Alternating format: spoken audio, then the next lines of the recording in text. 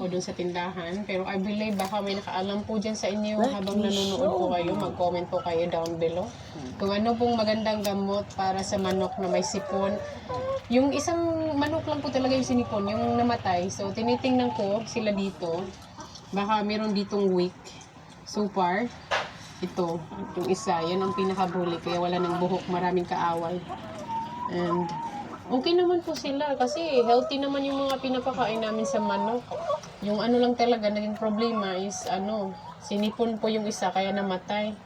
And sa awa ng Diyos, since ginawa po namin ni Dave ang bahay ng manok, ito po, wala namang pong pumasok ng mga pox. So, imposible po yun. Baka may baka kinain po ng animals. Hindi po dahil ever since is wala naman ditong pumapasok ng mga pox sa aming area. We're so lucky dahil pwede yan sila di ba magdig. Ang pagkaalam ko yung pox, pwede yan dito magdig. And wala naman po. Wala nga kumakain ng gulay sa amin na baka may mga rabbit dito or what. Okay naman po. And yung mga manok, I'm hoping wala pong mamamatay sa susunod dahil kawawa. Dahil hindi nga namin sinabi kang Sebastian dahil baka matruma lang siya na namatay yung manok. Is marami pa naman manok guys. So, hindi na lang namin sinabi kang Sebastian kung anong nangyari sa manok dahil one of his favorite is si Timmy, which is okay naman po si Timmy. So, hopefully po talaga hindi nag-spread ng virus. Ito po karami ang na-harvest po naming itlog.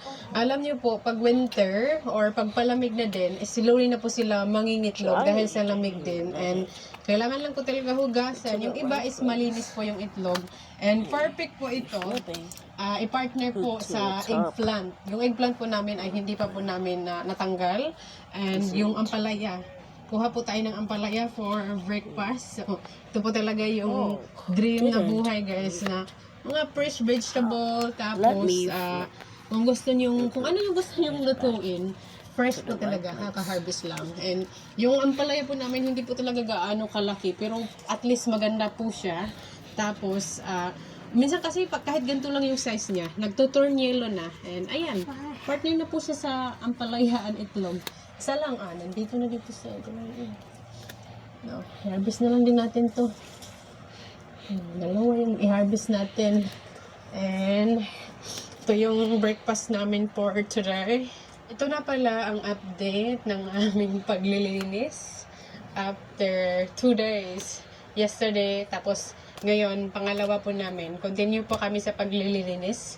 And ang hirap po silang linisan kasi marami pa rin natitira kahit ito, pero at least soaked na po siya. And ganito na po kalaki ang nalinis po namin sa aming backyard. Right side. And doon na lang kung kailangan linisan. And there, we still have the chooks. Go over there in the backyard. Kasi makikita ng manok.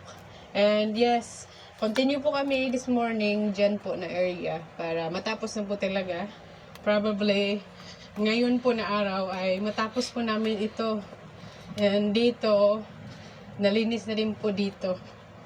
Doon na lang na area sa kang Sebastian na ang dami pa po. Tapos tatanggalin pa po namin dito mga dahon. Ang dami pa pong trabahoin. Itong mga damo po na natanggal namin, tatanggalin pa po yan. So, ganyan po siya karami ang trabahoin. Pero okay lang. At least, it give us something to do sa aming property. And after that, once po ma-clear na po yung area, ay magtanim na po kami. So, David decide na dito po ililibing next to our apple tree.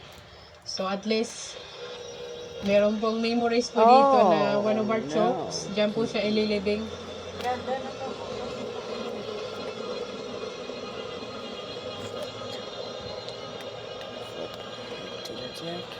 For Chucky.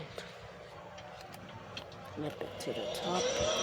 Napaka-useful po yan. Yan po ang ginagamit namin. Yung nagawa po kami ng bahay ng manok. Oh no. You have to make it wider, honey.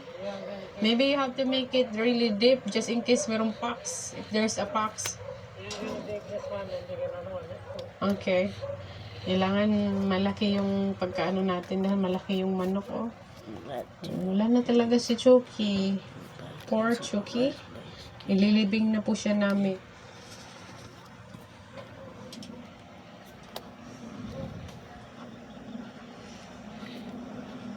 Granny Smith, is this Granny Smith, honey? Yeah, it's Granny Smith. Yung isang punuan is Jonathan.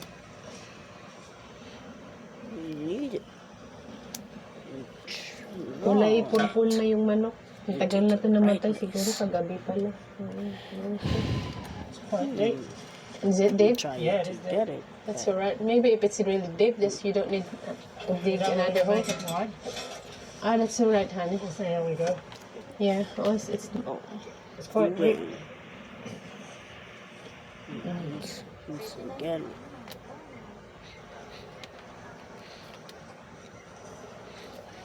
might have to put more soil. Scrape it with a spade. Go in. Yeah.